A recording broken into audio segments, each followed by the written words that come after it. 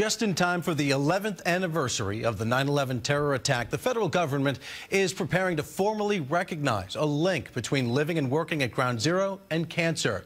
It means thousands will be eligible for 9/11 health benefits. CBS News political reporter Marcia Kramer is live in our newsroom. Marcia?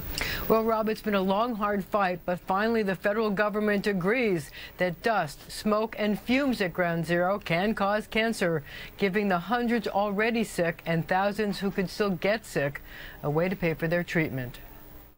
I think it's a great decision for anybody that's suffering from cancer today. I mean, bottom line is men and women came down here, inhaled unbelievable toxins into their lungs, and today we recognize that they are going to be suffering from cancer and that can be a problem into the future. Sean Riordan and Michael Barish represent hundreds of rescue workers who've come down with cancer since working at Ground Zero.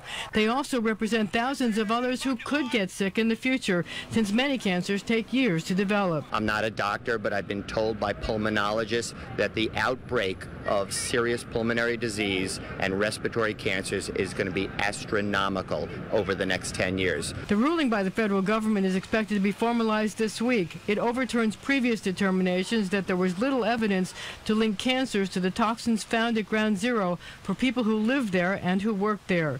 It is expected to cover cancers of the respiratory system, digestive system, oral cavity, skin, eyes, ovaries, urinary tract, breast and thyroid, as well as blood cancers, mesothelioma, soft tissue sarcomas, and certain childhood cancers. But even though the decision is being hailed as a major breakthrough, there is also major concern that with the addition of the new diseases, there won't be enough money in the $2.8 billion James Zadroga Health Fund to cover all the people who need it. There simply isn't enough money, Marcia, because there are so many real rescue workers and first responders with serious, debilitating lung diseases, and they're just not going to get a fair amount.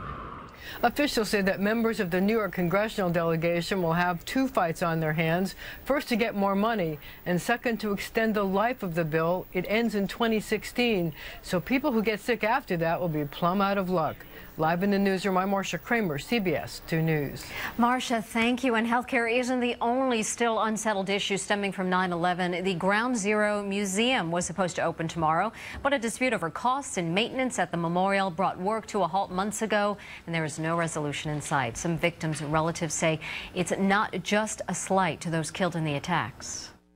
These millions of people that have come to the site every day don't have any context. Those are people who saw what appear to be a random listing of names. Unless the money issues are resolved, it is possible the museum will not open until 2014 when construction is finished on the tower at One World Trade Center. And stay with CBS 2 as we remember 9/11. Our live CBS 2 team coverage of the memorial ceremony in Lower Manhattan begins tomorrow morning at 8:25. You can also watch our coverage on our sister station WLNY TV 1055.